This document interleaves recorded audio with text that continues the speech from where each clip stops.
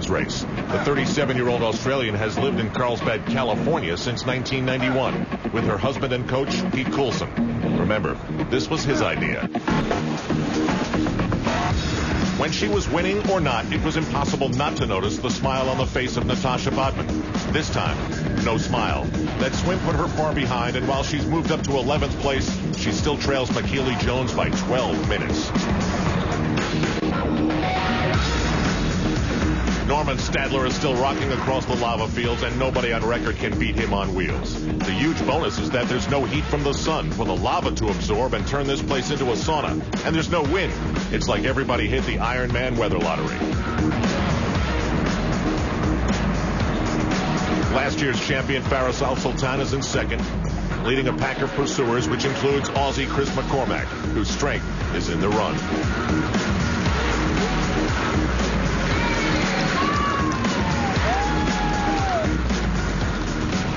This is David Rosell. Weighs close to 200 pounds, plays rugby. The six-pack to him is about beer and not abs. But he's different than everyone out here for another reason. In Ironman terms, anyone over 200 pounds is called a Clydesdale. Except this one is called a hero. On the 21st of June, 2003, I was a cavalry troop commander in Iraq. Although I wasn't commanding 200 men in combat that day, I was actually headed to teach a police academy and only had about 4 vehicles, about 30 men in a convoy, headed as the advance party to teach this police academy. While en route, I ran over a landmine.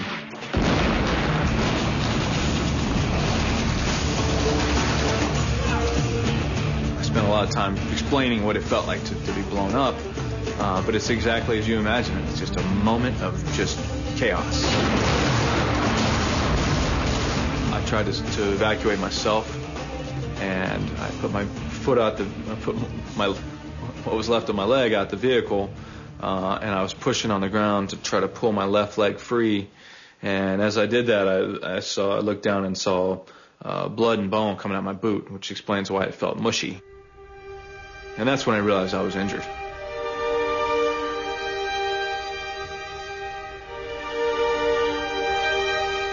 I didn't feel like a hero when I came home. There were people who wanted me to feel like a hero when I got home, but I didn't feel like a hero when I got home because I was severely injured. I mean, I'd left my men. Someone else was in command of them. All those women and children who I had looked at before leaving and said, I will take care of your husband. I'm going to get him home safe. But there was a period there where I didn't hide it very well, and that was at about the 4-month mark. The actualization occurred. I realized that I was literally setting my alarm clock so I could take huge amounts of pain medicine in the middle of the night and throughout the day, and then started mixing it with alcohol. And man, that's really when the road got bumpy. To me, it's healthy to mourn the loss of your limb. However, if you can't get over it, you've got some real problems. That feeling went on for 2 months. Then he got the mail one day and noticed a letter to his wife in his own handwriting. And I realized as I held it in my hand, looking at the date of it, that it was 2 days before I was injured and could have been killed. And that if she had found that after I'd been killed, this would be the last communication with me. And as I opened it up and as I read through what I would have said to her in my last letter, I mean, it just ripped me apart. And it was that moment where I realized that, man, I got to get my act together. He got back to where he was able to return to the military. Then Rosell got the word. The Army wanted him to become the first amputee to return to the same battlefield where he got injured. But he needed to clear it by his superiors at home. And I went home and I mentioned to Kim, I said, I just got to tell you, so I don't get in trouble later, but I don't have to go. And she looked at me and she said, just without even thinking, she said, you have to go. Because if you don't go, David, you'll spend the rest of your life wondering if you could have done it. And you're never going to feel like you've beat this thing unless you go back to the place you're injured and you prove that you can do it. So you're going. After 2 more years in Iraq, he returned to Virginia where he now works at Walter Reed Hospital, helping other wounded vets with their road to recovery. Do you get a kick out of it? I haven't seen you in a while. I do these races for the guys that are laying in the bed feeling sorry for themselves. And I always think about those that didn't come home. And I think about their families. I think about their kids. Just get a different building. And I think about the fact that they're never coming home. And if I ever need strength in a race, man, I reach inside and think about those guys because, you know, they can't compete. And so I do it for them. I always do it for them. Right now, there's an injured soldier somewhere seeing David Rosell go 140 miles on one living leg.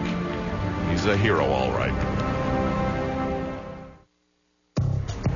On his bike of stars and stripes, Army Major David Rosell pumps toward the halfway point of the bike. And he's like every fan out there. How's the leaders doing? They fast? Oh, they're fast. Well, the Norman's like about 7 minutes ahead. Is he really? Yeah. Fast, baby. The bike. And on that bike, Norman Stadler is flying. The conditions are perfect. No wind, and it's overcast. 6-time champion Mark Allen said he's never felt it this cool. On a normal day here, the trade winds would be cruel, but it's like the island gods are asleep.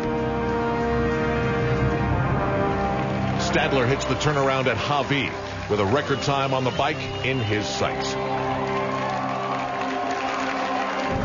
McKeely Jones is still leading the women's race, and like Stadler has been the leader since early on the bike. But someone else is flying and starting to make up time. Natasha Bodman. She turns 40 in December, but she's not ready to relinquish anything yet. The competitors here range from professional triathletes to lawyers to doctors and many teachers. But there's only one adventure racer who happens to be a female firefighter. I'm not a triathlete. I'm a Rottweiler competing with a bunch of greyhounds. Robin Benacasa has started and finished this race 3 times before. Ironman taught me how to be hard, how to be just mentally hard and to suffer.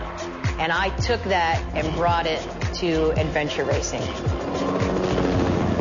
Alrighty then, it's you and me, Cole.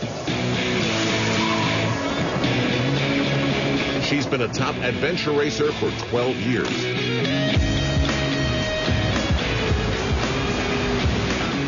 I mean, to me, it's just so, there's a few neat things about Ironman that you don't get in an adventure race. First of all, you're standing there at the start line going, I am going to be in a bed tonight. This I haven't had in 12 years. I mean, my races are 6 days long. So the prospect of standing there at the start line going, I'm going to be in a bed tonight with a meal in my stomach, that's huge. I mean, that's so wonderful mentally to know it's going to be over at the end of the day. It's exciting. And I'm spent. Before she can sleep in her bed tonight, this firefighting Rottweiler will have to cover 120 miles. I think I'm winning.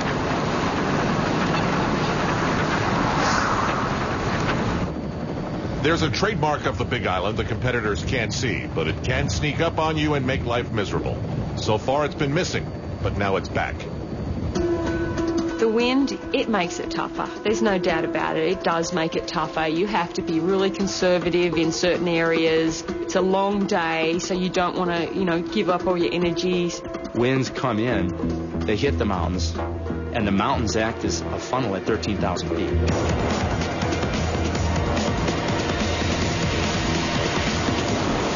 Only in Hawaii we have those winds, but that's Hawaii.